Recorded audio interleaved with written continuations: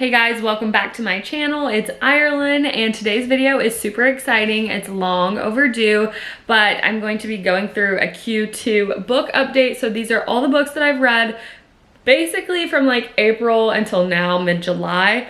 So I'm so excited to dive into all the books I read. I read 15 books, that's the total, and I'll be going through, these are a range of different genres, fiction, nonfiction, things like that. So excited. I have my handy dandy iPad here and I'm pulling up my notes on what I actually read. And then on Goodreads, I have obviously Goodreads. Like, you have to have Goodreads if you're a reader. And so I can look and see any of the questions I have, because sometimes I'm like, I don't really know how to describe what genre this book is. But anyways, it's super fun. I love Goodreads. If you don't have it, you have to get on the Goodreads train. Like, what are you doing? Anyways, so I read 15 books, and so I'm going to go through and talk about each one. And yeah, let's just get right into this video. I'll give you my Goodreads ranking and just like a little synopsis of the book.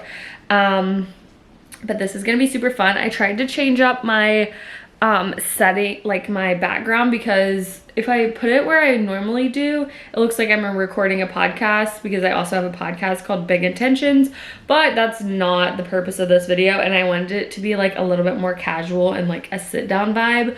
So that's why we've got this setup. I'm in my love sack, which is a great reading little nook over here. I kind of want to get one of those like canopy things that like go around. I feel like that would be a vibe. Anyways, so let's just get started and let's get into the video. So the first book that I read, this was for Q2, was The Subtle Art of Not Giving an F, which this book is by Mark Manson, and it's a nonfiction book, and I rated it a 4 out of 5 on Goodreads. It was basically, it's a counterintuitive approach to living a good life, because you would think like if you don't give an F about anything, why would you? How does that make you like more successful? How is this a self-help book? But basically he is talking about cut the crap, show us how to stop trying to be positive all the time so that we can truly become better, happier people.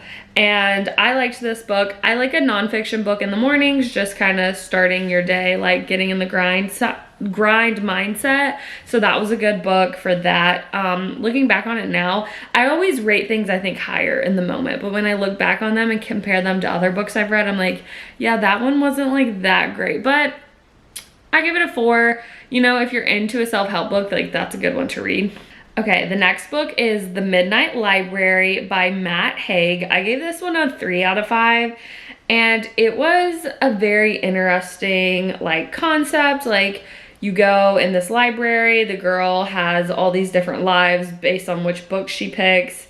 And then she basically ends up like trying out all these different lives, and you know, like the message there, they're like failing and being disappointed in some of these other lives. Like if she would have made one different decision, how the rest of her life plays out.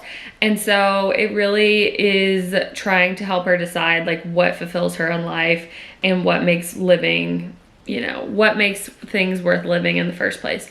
And so I gave this one a 3 out of 5. It was like a good read, but it wasn't anything that you have to read. It's not like a must read. So that's why I gave it a 3. The next book is One True Loves, which was a book club book. One True Loves is by Taylor Jenkins Reid, and I love her books. I think she's a great author. And this one is different than like The 7 Husbands of Evelyn Hugo and Daisy Jones and the Six. This one is like definitely a romance book, but it's just so different than her other ones. It's this girl, and basically she marries her high school sweetheart, and then he basically is like lost at sea. They think he's dead, and then, you know, this might be a spoiler. I don't really know if that is a spoiler, but basically, no, that's not a spoiler. If it's on Goodreads, like in the description, I don't think it's a spoiler. So basically, she ends up like with this guy who she like went to high school with and was always like into, and so it's like back and forth between her and this guy, like who's she gonna choose, her new man or her old man, like where does her loyalty lie? And so I gave this one a 5 out of 5 on Goodreads, and I thought it was a really good book, and so obviously it's called One True Love, so it's like, who's her true love? And honestly, it was such a good book, and our book club really loved it. Okay, the next book, On a Quiet Street by Serafina Nova Glass, and I give this one a 5 out of 5, and I loved this book. It was basically like 3 different POVs, these 3 different ladies that live on the street, suburbia, you know, picture perfect houses, but it was really diving into like what goes on behind the scenes and what their lives are really like and how they all were interconnected. And so basically the main lady, her son dies, and she's always trying to like figure out what happened to her son. And then there's this other like younger girl in the street, younger woman, mom, whatever, and she's kind of like really shy and like nobody really knows her on the street. But there's this other third lady, and she's like the nosy Karen, not Karen, but she's like super nosy, trying to get to know everybody, and she ends up playing a huge role in the one girl's life. So basically it's kind of like a thriller, I guess you could say, but it was a really good book. I enjoyed it, and like I said, I gave it a 5 out of 5. So if you're into, you know, different storylines connecting, and I would recommend this book. Okay, the next book is The Perfect Marriage, which is a thriller by Geneva Rose. I give this one a 5 out of 5. This one was absolutely stunning. Such a good book. It had me hooked from the beginning. But basically it's this powerful defense attorney in Washington, D.C., and she is like going through her life, but her husband is kind of like a loser. He wrote like one good book and then that's it. And he's like trying to, you know, figure out his life. And basically there's a woman who he was having an affair with who is killed, and it's the whole plot of like who did it, and the wife ends up defending the husband in court, and then all of it comes to a huge halt at the end, and you're just like, holy crap, this book is so crazy. Like literally within the last 5% of the 5% of the book, it was so crazy. But lots of twists and turns, and you guys will be shocked. You will love this book. It has like a 4 on Goodreads and 400,000 ratings. So like it's a really good one, highly rated. You guys will like it though. It's so good.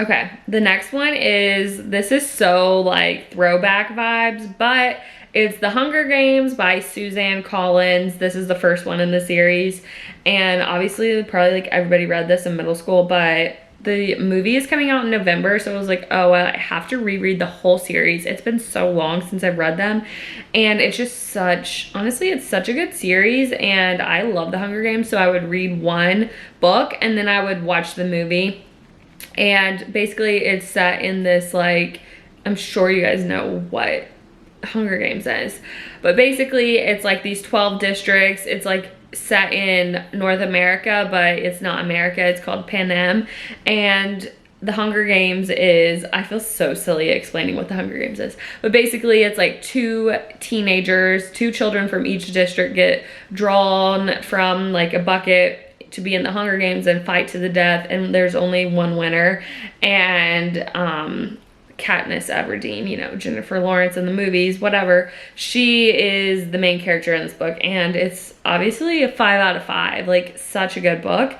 And I just literally love The Hunger Games. So next book is Draw the Circle by Mark Batterson. I give this a 5 out of 5. It's a devotional, so it's like a 40-day prayer challenge. So every day you go through and you every day you go through, read the passage, and then it's like just a 40-day prayer challenge. So that's just like a daily devotional that I did, and I'd actually read it once before, but I'd never put it in Goodreads, and I read it again, and so this time it fell within Q2. So that's a 5 out of 5. If you're looking for like a daily devotional, I recommend that. The next book, Catching Fire, book number 2 in the Hunger Games series. This one is after Katniss and Peeta like move on. They both won the Hunger Games in the first one, and then this one is like her returning to her hometown and like what that's like, and she has to go on another like victory tour and all of the consequences of her actions in the first game start to come out in this one. And so this one I gave a 4 out of 5 because it's not as compelling as the first one, but it's still a really good read. And so it's a fun one, but like obviously you guys have probably already read this, so you know, but this fell within Q2, so I'm just telling you. Okay, the next book is The Mockingjay, which is the 3rd book in the Hunger Games series, and this one I rated a 5 out of 5. It's really good. And this one is all about Katniss Everdeen, the rebellion, and they're in District 13, which they didn't even know existed anymore, and it's her coming to terms with becoming the Mockingjay and like the symbol of the rebellion, and her fighting for Panem, or yeah, for against the Capitol. So I gave that one a 5 out of 5. Like obviously such a good read. Then now we're like back into more current day books. Okay, I promise, like no more throwbacks. So I read The Ballad of Songbirds and Snakes, which is the prequel to the Hunger Games series, and by Suzanne Collins. This one a 5 out of 5. I absolutely loved this book. It was so good. I think it's better than the Hunger Games, honestly. And basically it's all about Cornelius Snow, or Coriolanus Snow, who is the president in the other Hunger Games books, and it's his like claim to fame, his story leading up to him becoming the president, but it actually never covers like him becoming president. It's all about his childhood and his you know, the beginning of the Hunger Games and his part in that, and his he becomes a mentor in the Hunger Games, and this is like the first time they ever do the mentor thing, and basically he gets the girl from District 12. So there's a lot of like symbolism and tie-ins to the first like to Katniss, to District 12, to the main character, or the main girl, like the District 12 tribute. She's literally like Katniss, and I think there's some like speculation like, ooh, is that like Katniss's grandma or something?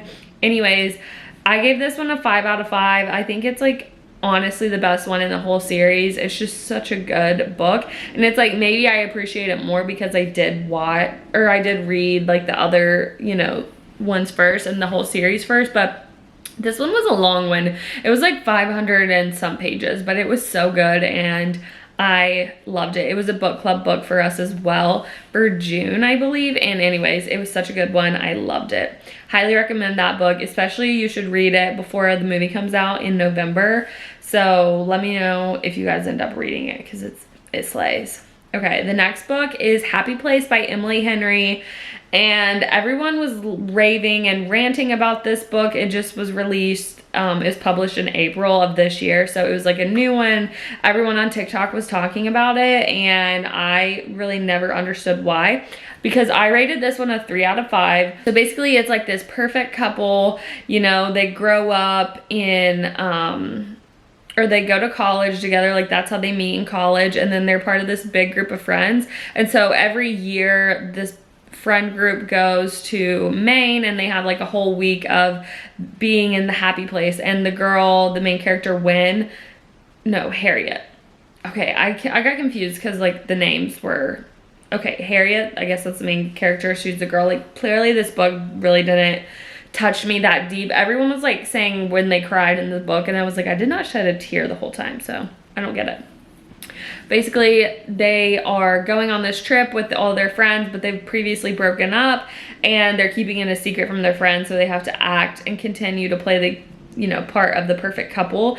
And then they just keep, like, you know, fighting behind the scenes and everything. And it's like, why did they even break up? And you're like figuring it out along the way, like what happened? Like you don't really know why they broke up until like over 75% of the way through.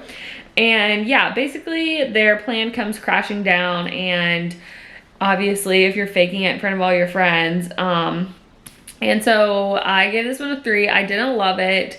I didn't think it was like that clever. It was obviously they're gonna get back together in the end, and yeah, so I just didn't love this book. I gave it a 3 out of 5. But if you're into Emily Henry, like I haven't really read many of her books. I read People We Meet on Vacation, and I like didn't love that one either, but a lot of people really like Beach Read and Book Lovers, I think. So maybe I should give those a chance, but like I don't think Emily Henry is for me, honestly. Okay, next book is Look Closer by David Ellis, which I gave a 5 out of 5. This is a really close tie for my favorite book I've read so far. I really liked this one, and I really liked the Hunger Games prequel. And so Look Closer is a thriller. It's such, oh my gosh, it's such a good book. It's very clever, and you're trying to guess, you know, all of these different things along the way. But basically, it's this seemingly like normal, happy couple. It's a law professor, and his wife is like a advocate for violence victims, and basically they just seem like so similar, but one of them may just be a killer. This is like what I'm reading from the Goodreads thing. And so when the body of a beautiful socialite is found hanging in a mansion in a nearby suburb, Simon and Vicky's secrets begin to unravel. A secret whirlwind affair. A $20 million trust fund about to come due, a decades-long grudge, an obsession with revenge. These are just a few of the lies that make up a complex web. And so basically you're trying to figure out like Vicky and Simon, what's their deal? Like he's having an affair with this other lady. She's trying to get all of his money. And it takes you through all the twists and turns. Like, oh my gosh, this one was so crazy. And I gave it a 5 out of 5. You guys have to read it. It was such a good one. Crazy, crazy, crazy.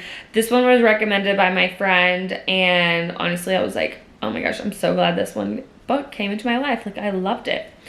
So anyways, you guys have to read this. Have to. The next book is Meet Me at the Lake by Carly Fortune, and she's also the author of Every Summer After, and this is her new novel that came out in May, and this one was really cute. I actually really liked this one. I gave it a 4 out of 5 on Goodreads, and basically it's this girl, Fern Brookbanks, and she has wasted so much of her adult life thinking about this guy that she like randomly met one day in college, and like he vanished and she never talked to him again, but their one day together was like obviously the best day of her life, and like her whole existence and life was planned around this guy who helped her come up with a plan, because she was going to have to go back home when she graduated college and take care of her family's resort in Canada.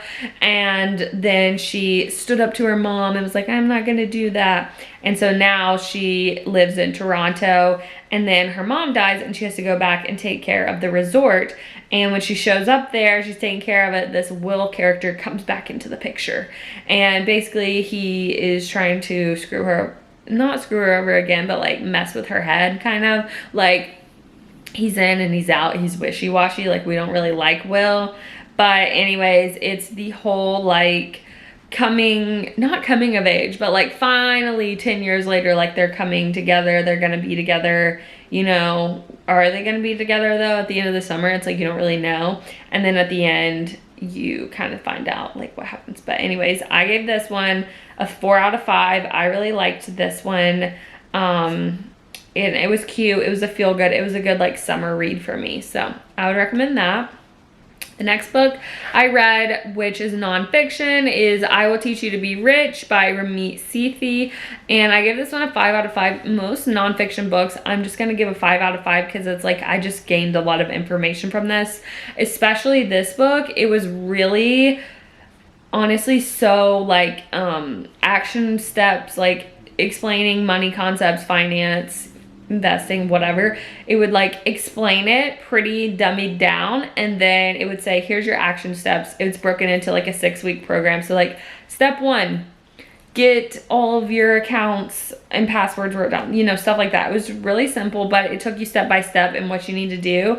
And I thought it was a really good book, really informational, really eye-opening. If you don't know anything about finances, this is a really good book to start with, and kind of to get set up in order to prepare for your future, to live your rich life. And so I gave this one a 5 out of 5, and highly recommend it if you're like starting a job, like you just graduated college, or even if you're like not in college, you don't even make that much money. It's just good to like start setting up systems in place to prepare yourself and set yourself up for success later on.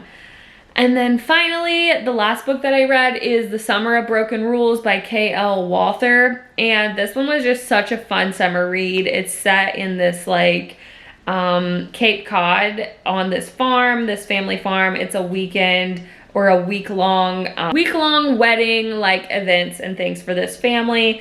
And this girl Meredith, her sister, has recently died, and she's like been in this funk. She goes to the wedding for her cousin who was there when her sister died. And basically one of the groomsmen, the stepbrother of the groom, he is like this cutie guy, Wit. I think that's such a cute name, is Wit, whatever. And so they are like falling in love and playing this game called Assassins, which is like they just shoot each other with water guns. I guess like you get a target. And so like the book is kind of like based around this game too. And so they go around, they become like teammates in this game, and they're just like really into each other the whole weekend. And then it's like, but we're leaving, like what are we gonna do? And it's like the story of them, their love, their whatever. But basically this book was based on Taylor Swift lyrics loosely.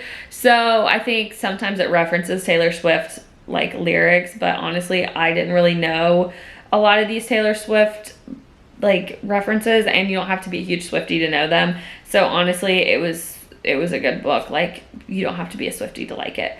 Anyways, I give that one a 4 out of 5, and that concludes my Q2 book update. And I'm so excited just to keep reading. My love for reading just grows stronger and stronger every day. But like for real, I'm just such a reading girly, and I recently discovered reading vlogs, and honestly that's like my next YouTube video for sure, because I love reading and I just want everyone else to become a huge reader. I have a Kindle and I'm a Kindle girly, but also I like a hardback from time to time. So, you know, whatever is the vibe. But that's really all I have for today, and I'm so excited to just keep continuing my love for reading. Keep continuing to share my love for reading with you guys, and let me know what you guys are reading in the comments below, and you know, tell me what I need to add to my TBR, because I'm just I'm just such a reader, you know? And so anyways, if you want to follow me on Goodreads, I'll link it here. You can find me and I'll link it below. But yeah, that's basically all I have for you, and I'll update you guys in Q3. Maybe I'll do more frequent videos, but like I kind of like to have a good bit of books. I've kind of compiled like a list of books for you guys to recommend. And also, I kind of gave a couple spoilers, but I probably should have said this at the beginning of the video instead of at the end. But let me know if you guys just want me to like read the synopsis. You just kind of like my off the cuff kind of caption of the book, like here's what I got from the book, because I read these books like over the span of the past 3 months, so it's kind of hard sometimes for me to like remember what I read. But I just want to be like, oh, this is a book, you should read it, yes or no, you know, that kind of vibe. So that's all I have for you guys. Thanks so much for watching this video, and if you like this video, give it a thumbs up, subscribe to my channel. I would love to hear from you guys and get some engagement on my videos, just so I know if you guys like this content or not. Okay, thanks for watching this video. Love you guys. Bye.